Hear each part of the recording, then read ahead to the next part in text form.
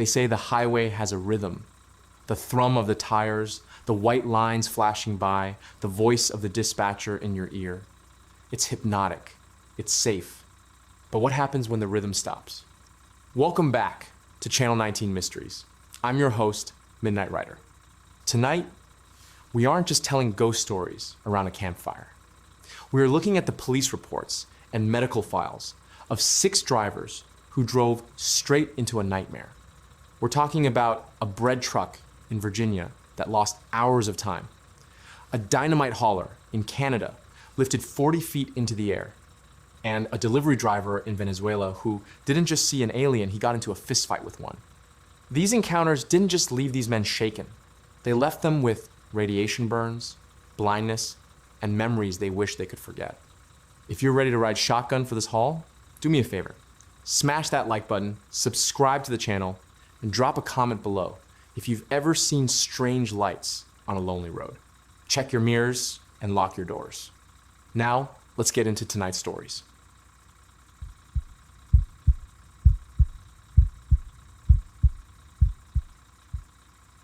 The Winchester Run. It was the night of August 28, 1979. Harry Joe Turner was a long-haul driver based out of Winchester, Virginia. On this particular night, he was driving a large delivery truck, specifically a bread truck on a route he had done 1,000 times before. He was heading south from Winchester down to Fredericksburg, Virginia. It's a drive that, back then, took you through some pretty desolate stretches of Route 17. No streetlights, no houses, just miles of trees, and the yellow line stretching out in the headlights. For Harry, this was just another Tuesday. He had his radio on, the windows were cracked to let in that humid summer air, and the rhythmic thrum, thrum, thrum of the tires on the asphalt was the only company he had. Around 11 p.m., Harry checked his mirrors. It's a habit every trucker has. You check left, you check right. And when Harry looked into his side view mirror, he saw something that made him double take. There was a light behind him. Now, normally, a light in the mirror just means another car is coming up to pass. But this light wasn't behaving like headlights. It was too high off the ground and it was too bright. It was this intense, piercing white light that seemed to be floating right above the road, closing the distance between itself and Harry's truck way faster than any car should.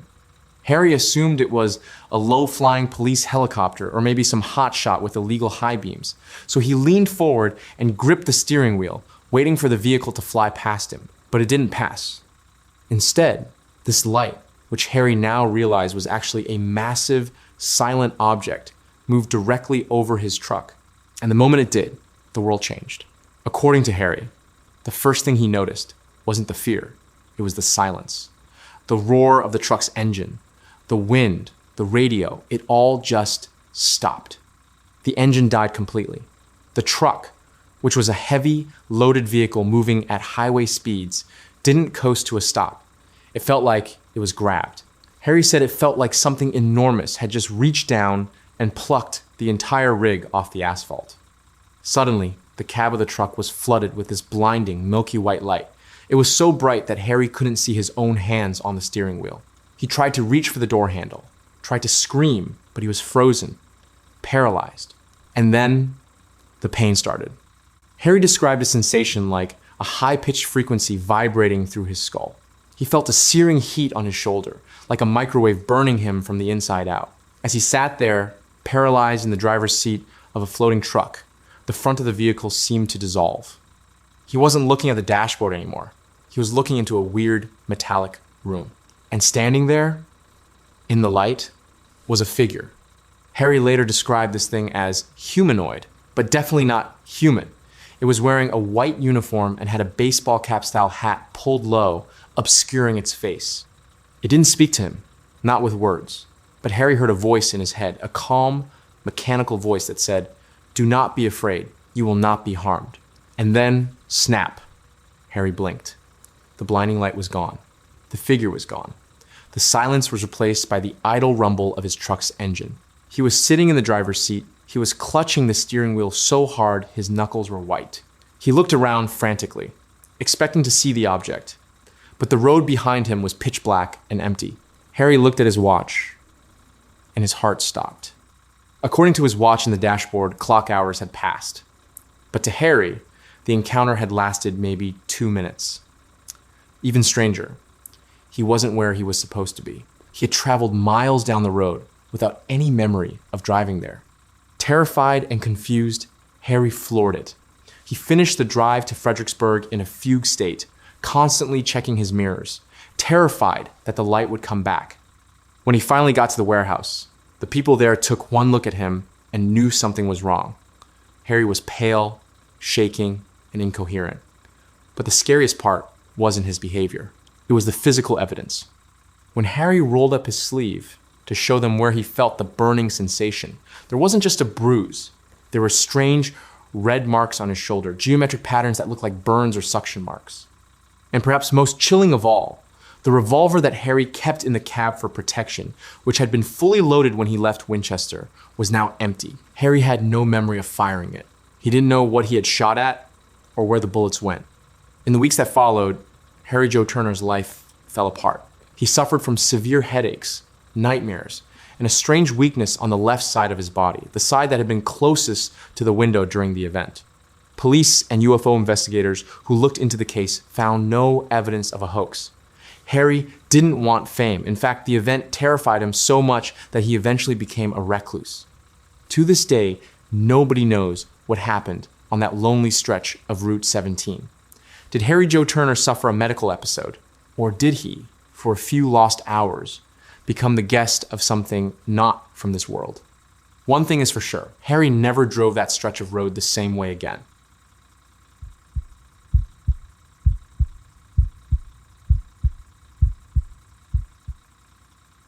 The Lost Hours in Bahía Blanca. Our next story takes us down to the bottom of the world, to a lonely stretch of highway in Argentina, where a man named Dionisio Lanca found out that sometimes the most dangerous thing on the road isn't a drunk driver or a mechanical failure. It's something you can't explain. It was October 28, 1973. Dionisio Lanca was a 25-year-old truck driver, and he was known as a calm, serious guy. He wasn't the type to make up stories. On this particular night, he was driving his Dodge 600 truck from the city of Bahía Blanca to Rio Gallegos. It's a long haul, carrying building materials, and the route takes you through some incredibly isolated territory. Everything was going fine until shortly after midnight. Dionisio noticed his truck was handling a little strangely. He pulled over to the side of Route 3, a 2-lane blacktop surrounded by scrub brush and total darkness. He got out, checked the tires, and sure enough, the right rear tire was low. Now for a trucker, changing a tire is annoying, but it's routine. Dionisio grabbed his jack and his lug wrench and got to work. The road was silent. No other cars, no wind, just the clink-clink of the wrench. But just as he was tightening the last bolt, he realized the silence had changed. It had gotten heavier. Dionisio looked up, and immediately his eyes were drawn to a yellowish light in the distance. At first, he thought it was just the headlights of an oncoming car cresting a hill. But the light didn't get closer in the way a car does. Instead, it just appeared instantly, right, hovering over the treetops behind him. Before Dionisio could even drop his wrench, the light flooded the area. He later said it was so bright it felt like daylight, but without the heat. He tried to run back to the cab of his truck, but he couldn't move. It wasn't that he was scared stiff, though he definitely was. It was that his body literally wouldn't obey him. He was paralyzed from the neck down, frozen by the side of his truck, clutching the lug wrench like a statue. While he stood there, unable to scream, 3 figures emerged from the light. Dionisio described them in vivid detail later. There were 2 males and 1 female. They were humanoid, about the same height as an average person, but they were dressed in tight-fitting, single-piece gray suits that looked seamless. They had high foreheads and long, blonde hair that fell to their shoulders.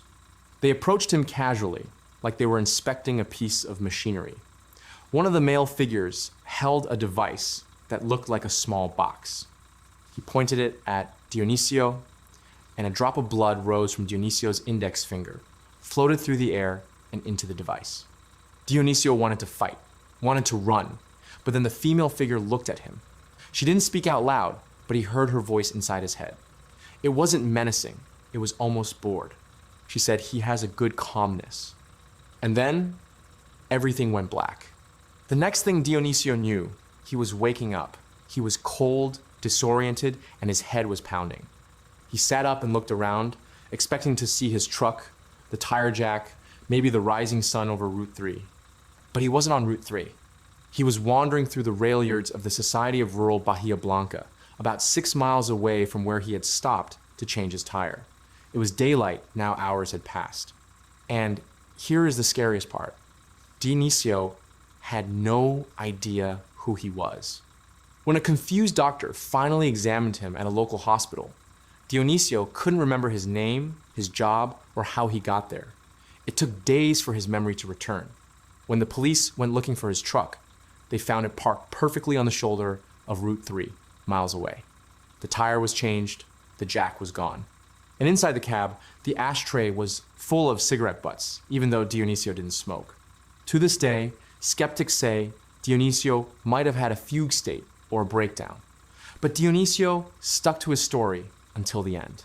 He swore that for those missing hours, he was taken somewhere else, by people who looked like us, but definitely weren't us.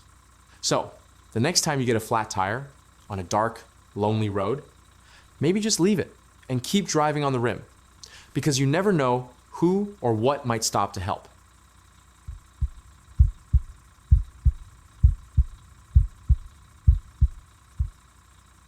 The Nullarbor Plain incident. This story takes us to one of the most desolate places on Earth, the Nullarbor Plain in Australia. The name Nullarbor literally translates to no trees. It is a vast, flat, arid limestone bedrock that stretches for over 700 miles. For a truck driver, it is the ultimate test of endurance. Hours upon hours of driving in a straight line with absolutely nothing to look at but the horizon. Meet Bob Farmer. Bob was a seasoned long-haul trucker who knew this route better than the back of his hand. He knew that out here, the biggest dangers were usually kangaroos, fatigue, or a blown tire in 100-degree heat. But in the early morning hours of January 20, 1988, Bob Farmer encountered something that wasn't on any map. Bob was driving his rig down the air highway. It was around 3 a.m., the kind of dark that feels heavy, where the headlights of your truck seem to be the only light in the entire universe. Suddenly, Bob noticed something in his rearview mirror, a bright light. At first, he assumed it was another road train coming up behind him. He checked his side mirrors, expecting to see the familiar twin beams of a fellow trucker. But what he saw made him sit up straight in his seat. It wasn't headlights. It was a massive, glowing object. Bob described it as looking like an egg in an egg cup. It was a huge, white, glowing sphere with a yellow center, and it was hovering just above the road surface. And it wasn't just drifting. It was moving with purpose. As Bob watched in disbelief, the object accelerated past him. It didn't make a sound. No engine roar, no wind shear, just silent, blinding speed. But Bob wasn't the only one on the road that night. Up ahead, a Ford Telstar was carrying the Knowles family Faye and her 3 adult sons, Patrick, Sean, and Wayne. They were driving in the opposite direction. Bob watched as the glowing object seemed to target their car. According to the police reports filed later by Sergeant Fred Longley in the town of Seduna, the object didn't just fly over the Knowles family, it attacked them. The family described a high-pitched buzzing sound that vibrated through the chassis of their car. They said their voices sounded distorted, like they were speaking in slow motion. And then, terrifyingly, the car was lifted off the road. Bob Farmer, still driving his rig, witnessed the aftermath of this chaos. He saw the object darting around the sky, defying physics. He pulled his massive truck over, his heart pounding in his chest, and watched as the object finally shot straight up into the atmosphere and vanished. When the Knowles family finally made it to the police station, they were hysterical. Their car was covered in a strange gray ash. There were indentations on the roof as if something heavy had clamped onto it. and their tires were blown out from the impact of being dropped back onto the asphalt. Bob Farmer came forward shortly after to corroborate their story. He was a no-nonsense trucker with nothing to gain and everything to lose by sounding crazy. But he stood by his account. He told the police exactly what he saw.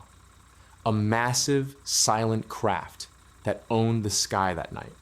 To this day, the Nullarbor plane incident remains one of the most compelling UFO cases in Australian history.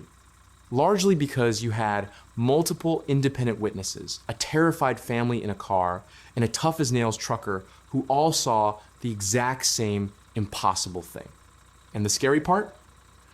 The gray ash found on the car was analyzed, but its composition could never be fully explained.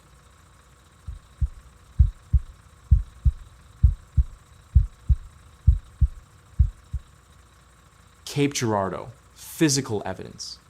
This trucker takes us to the dark, winding stretch of Interstate 55 in southeastern Missouri during the UFO flap of 1973.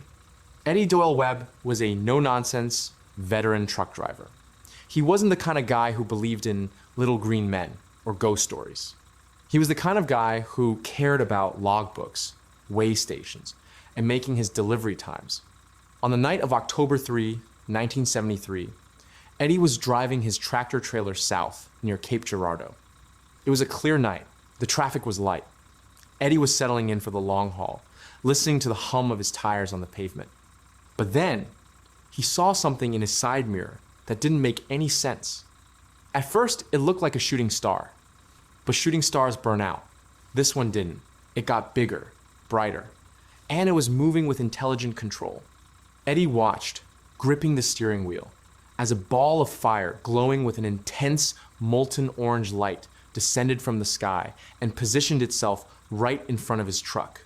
Now, imagine that for a second. You are doing 60 miles per hour in a massive rig, and suddenly, a silent orb of fire is hovering just feet off your bumper, matching your speed perfectly.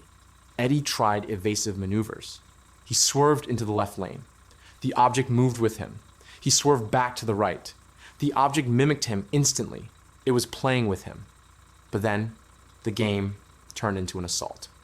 The object suddenly flared up, turning a blinding, painful white. The intensity was so severe that Eddie literally couldn't keep his eyes open.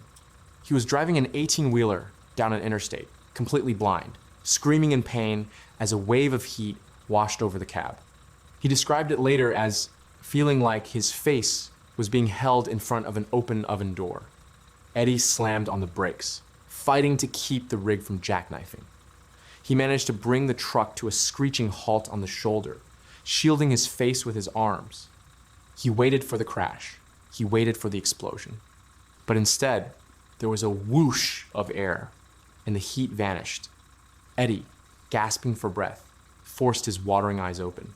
The object was shooting straight up into the night sky, disappearing into the stars in a matter of seconds. Terrified and in agonizing pain, Eddie managed to limp his truck to the nearest police station. When he stumbled inside, the officers didn't laugh at him. They didn't tell him he was crazy. They called an ambulance. And here is the most disturbing part.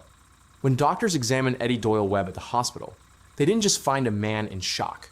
They found physical evidence of his encounter. Eddie had suffered flash burns on his face and neck, similar to a sunburn. But worse than that, he had burned corneas. Something that night didn't just scare Eddie Doyle Webb, it physically hurt him. And to this day, nobody can explain what kind of technology could hover silently over a highway and emit enough radiation to burn a man inside his own truck.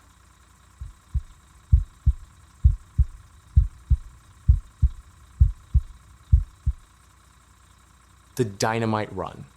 Our next story is about a trucker named Terrence James, who found himself in a situation that is every driver's worst nightmare. He was alone, on an icy road, carrying a cargo that could level a city block, when something took control of his truck. It was February 12, 1974. Terrence James was a seasoned driver working on Vancouver Island in British Columbia, Canada. On this particular night, the weather was brutal. It was snowing, cold, and the roads were slick with black ice. Terrence was driving a massive Kenworth truck north on Highway 19, heading toward the northern tip of the island. Now, Terrence was usually a relaxed guy, but on this night, he was white-knuckling the steering wheel. That's because his trailer was loaded with 400 cases of dynamite and blasting caps. One wrong move, one slide off the road, and he wouldn't just crash, he would vaporize. He was moving slow and steady near a place called Mount Hall shortly after midnight. The road was pitch black, illuminated only by his high beams cutting through the falling snow. Suddenly, Terrence noticed something in the sky ahead of him. At first, it looked like a small, fuzzy, red ball of light, maybe the size of a beach ball. It was hovering low over the highway, dead ahead. Terrence figured it was a reflection, or maybe a tower light he hadn't noticed before. But as he got closer, the red ball started to grow, and it started to move. It didn't just drift, it shot toward him. Terrence slammed on the brakes, terrified that the sudden stop might detonate his cargo. But the truck didn't skid. In fact, the truck didn't do anything he told it to do. As the red light, which was now massive and glowing with an intense, silent heat, positioned itself directly above his cab, the wheels of the Kenworth lifted off the ground. Imagine that for a second. You are sitting in a 20-ton vehicle loaded with explosives, and suddenly you are floating. The cabin went completely silent. The roar of the diesel engine cut out. The heater fan stopped. The only light came from the red glow above, which bathed the dashboard in an eerie crimson wash.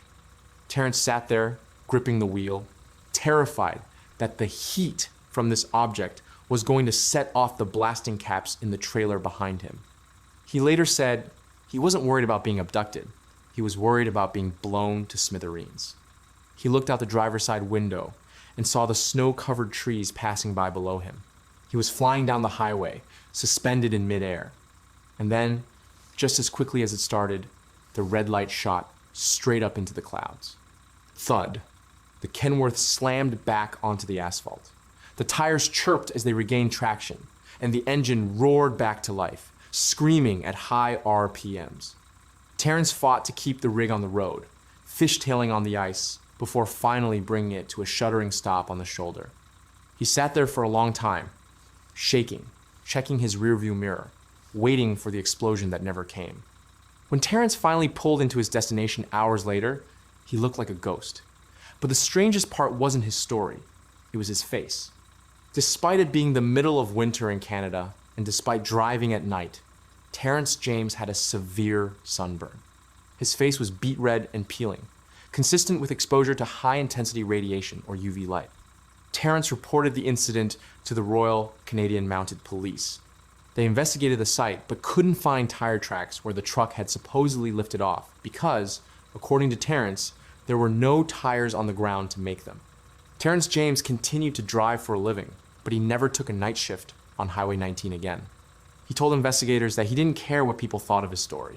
He had the sunburn to prove it, and he was just lucky he didn't become a crater in the side of Mount Hall.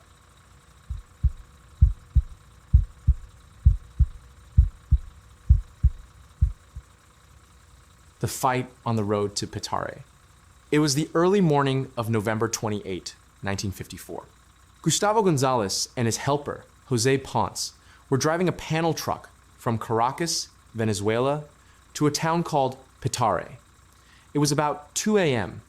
The streets were empty, the city was asleep, and the only sound was the rattle of their truck as they navigated the winding roads. They were making good time until they rounded a sharp curve and saw something that made Gustavo slam on the brakes. Hovering just a few feet off the asphalt, blocking the entire road, was a massive, luminous sphere. It was glowing with an intense, yellowish light, illuminating the surrounding brush like a spotlight. Gustavo stopped the truck about 10 yards away. Now, most people would put the truck in reverse and get out of there. But Gustavo was a tough guy, and he was annoyed that his route was blocked. He assumed it was some kind of secret military device or maybe a construction accident. So, against all better judgment, he opened the driver's side door and got out to investigate. As Gustavo approached the glowing sphere, He heard a noise behind him. He turned around to check on Jose, but instead of seeing his friend, he saw it. Standing near the truck was a small humanoid creature. It was covered in dark, stiff hair and had glowing eyes that reflected the light of the sphere. It was short, maybe 3 feet tall, but it was stocky. Gustavo, acting on pure adrenaline and confusion, decided to grab the creature. He lunged at it, intending to capture it and bring it to the police. This was a mistake. Gustavo later told police that grabbing the creature felt like grabbing a block of ice.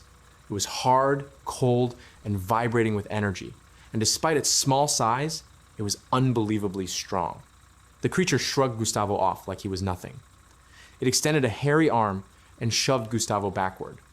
Gustavo literally flew 15 feet through the air and landed hard on the asphalt.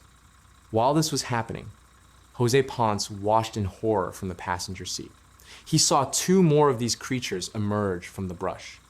They weren't walking, they were hopping, carrying rocks and dirt in their hands as if collecting samples. One of the creatures raised a device that looked like a flashlight and pointed it at Gustavo. A beam of violet light shot out and hit him in the shoulder. Gustavo said he felt paralyzed, his muscles seizing up instantly, leaving him helpless on the ground. Panic set in. Jose jumped out of the truck and ran toward the nearest police station, screaming for help. The creatures, seemingly finished with their sample collection, hopped back into the glowing sphere. The object shot straight up into the night sky with a deafening whistle, vanishing in seconds. When Gustavo and Jose finally reunited at the police station, they were in bad shape. Gustavo was bruised, exhausted, and had a long, red scratch down his side. They were separated and interrogated for hours. The police assumed they were drunk or lying. But here's the thing that makes the story so unsettling. The doctors who examined them found that Gustavo was heavily sedated by shock, and they were both terrified out of their minds. They told the same story with the same details, without having a chance to coordinate their lies. Gustavo Gonzalez and Jose Ponce never backed down from their claim. They were just 2 guys doing a delivery run who picked a fight with the unknown and lost. We've covered a lot of miles tonight, and if there's one thing these 6 stories taught us, it's that the safety of the cab might just be an illusion. From the radiation burns on Eddie Doyle Webb to the missing hours of Harry Joe Turner, the physical evidence suggests that sometimes the legend is a little too real. It makes you think twice about what might be waiting for you in the dark on your next long haul. If these stories kept you on the edge of your seat, do me a favor and hit that like button. It helps keep this signal strong. And if you haven't already, subscribe to Channel 19 Mysteries and ring that bell.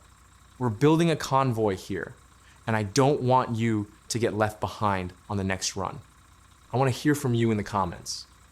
If you saw a silent, blinding light hovering over the road at 3 a.m., would you pull over like Gustavo, or would you hammer down and pray?